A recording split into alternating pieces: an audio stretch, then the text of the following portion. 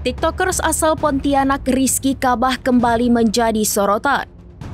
Pasalnya ia diduga menyebarkan informasi palsu dengan menyebut suku Dayak adalah penganut ilmu hitam.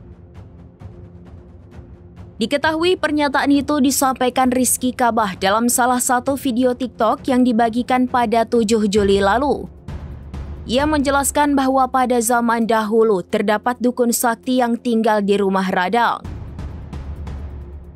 Rizky juga menyatakan bahwa dahulu kala suku Dayak menganut ilmu hitam. Pernyataan Rizky itu rupanya membuat organisasi pemuda Dayak Kalimantan Barat meradang.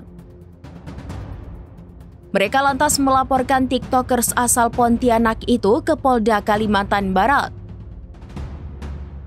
Kapolda Kalbar Irjen Pol Pipit Rismanto pun mengkonfirmasi bahwa pihaknya telah menerima laporan terhadap Rizky Kabah.